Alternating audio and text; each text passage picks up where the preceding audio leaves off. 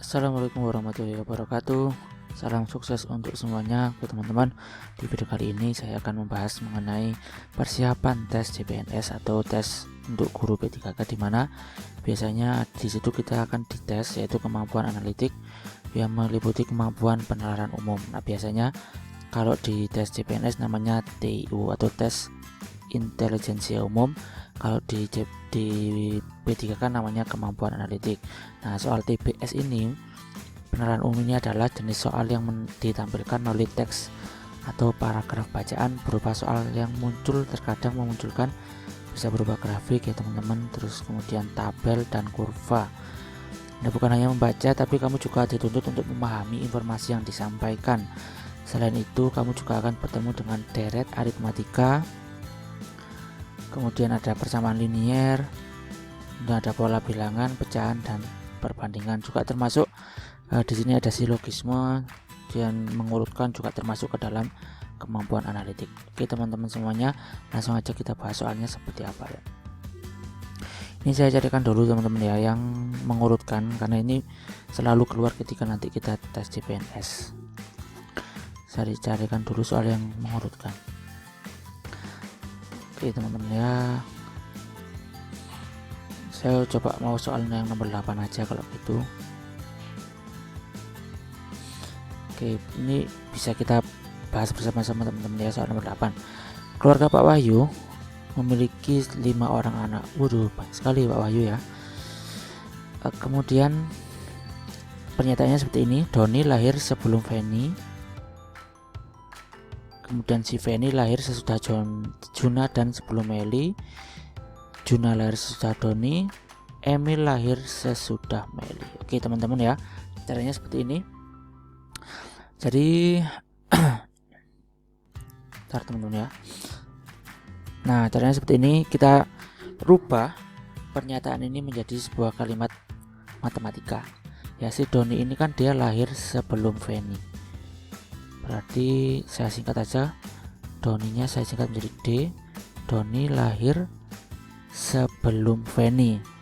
Berarti yang lahir duluan si Doninya kan ya.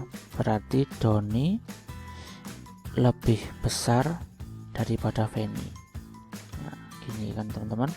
Terus yang selanjutnya Feni, si Feni lahir sesudah Juna. Si Feni itu lahirnya sesudah Juna. Si Feni lahir sesudah Juna, berarti Feni kan adiknya Juna berarti ya, atau Feni lebih kecil daripada Juna. Oke, tetapi sebelum Weli berarti Weli itu adiknya si Feni. Gini teman-teman ya. Terus yang sebenarnya Juna lahir sesudah Doni. Teman-teman ya, siapa tadi, si Juna itu dia lahir sesudah Doni. Berarti Juna itu lebih kecil daripada si Doni.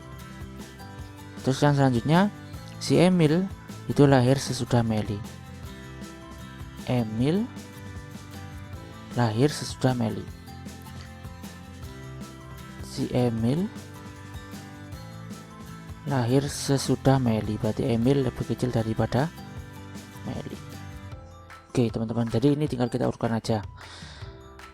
Pertanyaannya adalah urutan kelahiran dari yang paling tua. Urutan kelahiran dari yang paling tua. Baik. Berarti di sini bisa kita lihat yang paling tua Juna. Coba kita lihat dari opsinya ya teman-teman biar gampang. Kalau si Juna ini kan nggak bisa karena dia lebih muda daripada Doni. Kemudian ya berarti ini yang paling tua adalah Doni. Berarti urutannya adalah D. Setelah itu kita lihat lagi di sini si Emil nggak mungkin karena ada lebih besar daripada M.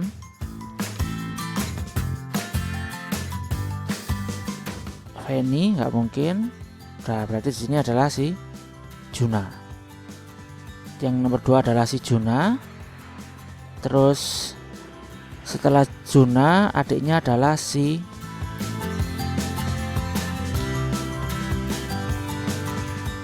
Feni ya, Feni. Kemudian setelah Feni adiknya lagi adalah si Meli, M. Baru yang terakhir adalah Emil. Oke. Coba kita lihat teman-teman yang mana teman-teman? Doni, Juna, Feni, Meli, dan Emil. Berarti yang tepat adalah yang I. Jadi gitu teman-teman cara mengerjakannya. Jadi kita rubah menjadi kalimat matematika terlebih dahulu, kemudian baru kita kerjakan. Gitu ya teman-teman. Nah di sini mungkin dari soal ini yang membingungkan adalah kalimat sesudah dan sebelum. Nah sebenarnya itu bisa kita akali dengan cara memberikan, kalau sesudah itu kita berikan tanda lebih besar, kalau sebelum itu kita berikan tanda yang lebih kecil.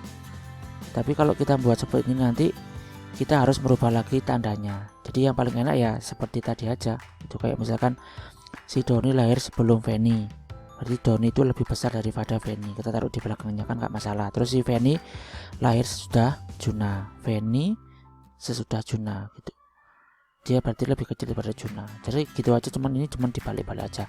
Terus yang selanjutnya soal nomor 9 itu anak sulung dari keluarga Pak Wahyu adalah, berarti itu anak pertama teman-teman ya. Jadi tadi udah kelihatan anak pertamanya adalah si Doni. Tuh, terus anak bungsu dari keluarga Pak Wahyu, berarti anak yang terakhir ya. Tadi yang terakhir adalah si Emil ya teman-teman. Ya, jadi yang terakhir adalah si Emil. Gitu ya teman-teman. Jadi kalau misalkan kita udah ketemu tadi formulanya udah ketemu, maka biasanya soal yang selanjutnya itu adalah kelanjutan dari soal tentang mengurutkan tadi. Jadi kita akan lebih cepat untuk menjawabnya. Itu ya teman-teman. Kita coba untuk soal yang lainnya. Oke, lanjut ya teman-teman. Kita soal yang selanjutnya. Suatu proyek pembangunan terdiri atas beberapa jenis proyek kecil, yaitu proyek P, Q, R, S, T, dan U. Nah, proyek kecil ini berkaitan satu dengan yang lainnya sehingga setiap jenis pekerjaan diatur sebagai berikut. Nah, proyek Q tidak boleh dikerjakan bersamaan dengan S. Tadi teman-teman saya highlight dulu. Si Q itu nggak boleh dikerjakan bersama dengan S. Kemudian proyek P itu dikerjakan bersamaan dengan T. Terus proyek Q hanya boleh dikerjakan bersamaan dengan R. Nah, terus proyek T itu proyek T dikerjakan jika dan hanya jika proyek U dikerjakan. Jadi gini ya teman-teman. Jadi kita kalau dapat pernyataan seperti ini, jangan menghafalkan pernyataannya. Jadi langsung kita lihat apa yang menjadi pertanyaannya. Coba kita lihat. Jika pekerja tidak mengerjakan proyek R, nah jika pekerjanya nggak mengerjakan proyek R, maka nah berarti kita langsung fokus saja, kita lihat yang ada R-nya di sini, R ini kan. Nah proyek Q hanya boleh dikerjakan bersamaan dengan proyek R ya, maka pekerja tidak akan mengerjakan proyek Q ya. Ini yang benar berarti ya, karena proyek Q hanya boleh dikerjakan bersama dengan R. Ini udah langsung ketemu teman-teman jawabannya ya.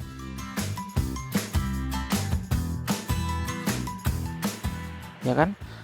Coba yang kita lihat yang B, pekerja tidak akan mengerjakan proyek S. Nah, nggak ada hubungannya dengan R. Kemudian pekerja tidak akan mengerjakan proyek P. P mana P? Ini nggak ada hubungannya dengan R. Pekerja nggak akan mengerjakan proyek U. Nah, nggak ada hubungannya dengan R kan? Pekerja tidak akan mengerjakan proyek T. Nah, nggak ada hubungannya dengan R.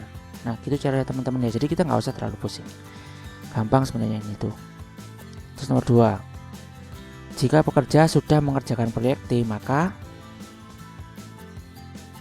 nah yang selanjutnya, jika pekerja sudah mengerjakan proyek T, maka proyek T kita lihat T. Proyek P tidak boleh dikerjakan bersama dengan T. Bukan itu sih. Nah, ini mungkin ya. Masih tadi T ya. Oke. Proyek T dikerjakan hanya jika proyek U dikerjakan. Ya, berarti pekerja juga mengerjakan proyek U. Pekerja tentu akan mengerjakan proyek B. Kita lihat yang B. Proyek B boleh dikerjakan bersama-sama dengan proyek T. Kemudian yang C, pekerja hanya akan mengerjakan proyek R. Pekerja hanya mengerjakan proyek R. Kita lihat di sini nggak ada hubungannya sama sekali. Terus pekerja tidak mengerjakan proyek R, ini juga nggak ada hubungannya. Pekerja tidak mengerjakan proyek S. Proyek S nggak ada hubungannya. Jadi ya udah kelihatan yang teman-teman. Jadi yang betul adalah yang A, pekerja juga mengerjakan proyek U. Kita lihat pernyataannya. Proyek T dikerjakan jika dan hanya jika proyek U sudah dikerjakan gitu. Jadi kalau misalkan U-nya udah dikerjakan, ya berarti dia bisa mengerjakan T-nya. Pekerja juga mengerjakan proyek U. Gitu ya teman-teman. Nah, kemudian yang terakhir, yang nomor 3, jika minggu kedua pekerja wajib mengerjakan proyek U dan tidak boleh mengerjakan proyek R, maka U sama R ya kita lihat. Oke, kita lihat ketentuannya teman-teman. Jadi ini minggu kedua pekerja wajib mengerjakan proyek U dan nggak boleh mengerjakan proyek R. Jadi yang harus dikerjakan adalah proyek U, nggak boleh mengerjakan proyek R. Kita lihat. Nah, proyek Q hanya boleh dikerjakan bersama dengan proyek R. Berarti Q kan nggak bisa sama R. Ini proyek Q nggak boleh dikerjakan bersama dengan S. Berarti Q, S, R nggak bisa kan tadi. Kemudian proyek P boleh dikerjakan bersama dengan T. Tadi yang ditanyakan U ya. Oke. Nah, sedangkan proyek T dikerjakan jika dan hanya jika proyek U dikerjakan. Berarti P ini bisa, T juga bisa. Berarti pernyataan yang benar adalah pekerja juga bisa mengerjakan proyek T ya teman-teman. T ya. Jadi T ini karena dia bisa dikerjakan hanya kalau proyek U-nya dikerjakan. Gitu ya teman-teman caranya. Oke. Jadi jawabannya yang D ya teman-teman. Oke, gitu caranya teman-teman semuanya. Jadi semoga bermanfaat pembahasan kali ini. Saya akan tentunya membahas soal-soal yang lain tentang tes intelijensi umum atau tes analitik di dalam persiapan kita untuk mengikuti tes CPNS atau tes P3K tahun 2021 ini. Terima kasih telah menonton video ini. Sampai ketemu di konten-konten saya yang selanjutnya.